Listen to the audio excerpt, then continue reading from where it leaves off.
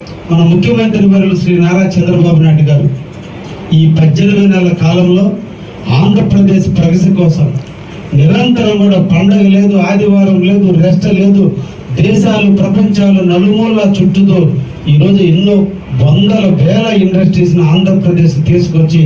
దాదాపు 23,000 లక్షల కోట్ల రూపాయలు ఈరోజు ఆంధ్రప్రదేశ్లో పెట్టుబడులు పెట్టి ఆంధ్రప్రదేశ్ని పారిశ్రామిక ప్రగతిగా రూపుదిద్దుకున్న తరుణంలో ఆంధ్రప్రదేశ్ స్వర్ణాంధ్రగా ఎదగాలని కోరుకున్న తరుణంలో ప్రజలందరూ ఆరోగ్యవంతులుగా ఉండాలి,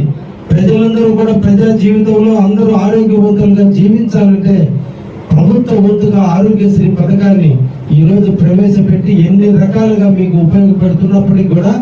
ఎక్కడో ఒక దగ్గర దానికి సంబంధం లేని ప్రాంతాల్లో మీరు ఆపరేషన్లు చేయించుకుంటే జరిగిన నష్టాన్ని ఎంతో కొంత ఆర్థిక సహాయం చేయడం కోసం ముఖ్యమంత్రి సహాయ నిధి నుంచి ఈరోజు మీకు నిధులు వెచ్చించడానికి ముఖ్యమంత్రి గారు చూపిన చొరవలో భాగంగా కావలి ఎమ్మెల్యేగా మీ అందరికీ అందుబాటులో ఉండే వ్యక్తిగా, నిరంతరం కావలిని కాపు కాసుకునే వ్యక్తిగా, నిరంతరం పేద బడుగు బలహీన వర్గాలకి అందుబాటులో ఉండే వ్యక్తిగా, ప్రతి ఒక్కరితో తోడుగా ఉండే వ్యక్తిగా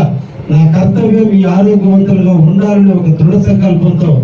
నాకై నేనుగా నిర్ణయం తీసుకొని ఈరోజు కావలి నియోజకవర్గంలో ఉన్నటువంటి తెలుగుదేశం పార్టీ కార్యాలయానికి వచ్చి ఏ ఒక్కరైనా మాకు సీఎం రిలీఫ్ ఫండ్ కావాలి అంటే కులం లేదు, మతం లేదు, వర్గం లేదు, ప్రాంతం లేదు, కావలి నియోజకవర్గంలో ఒక తాటి మీదగా నిలబెట్టి ఈరోజు సీఎం రిలీఫ్ ఫండ్ ఇస్తున్నటువంటి తరుణంలో ఈరోజు 1,200 మంది ఇప్పటికే అప్లై చేయడం జరిగింది. 1,218 మంది అప్లై చేస్తే ఈరోజు 862 మందికి ఇప్పటికే మేము సీఎం రిలీఫ్ ఫండ్ చెక్కులు అందించడం జరుగుతుంది. అందులో భాగంగా ఈరోజు 64 మందికి ఈరోజు చెక్కులు అందించడం కూడా జరుగుతుందని ఈ సందర్భంగా తెలియజేస్తూ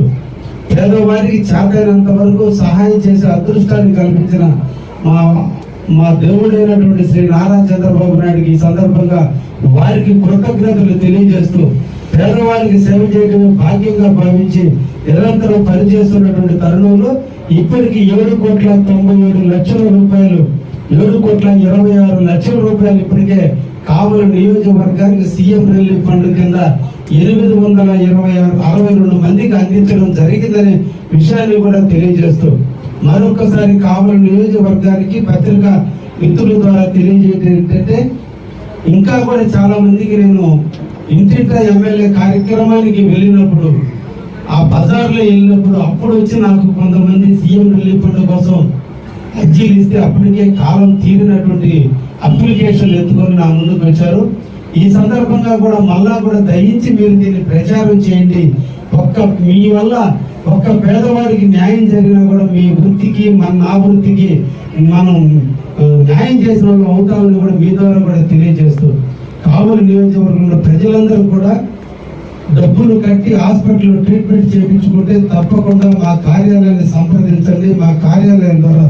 సీఎం రిలీఫ్ ఫండ్ వీలైనంత వరకు తెప్పించుకునేదానికి మీరందరూ కూడా సద్వినియోగం చేసుకోండి అని చెప్పి సందర్భంగా కావలి ప్రజానీకానికి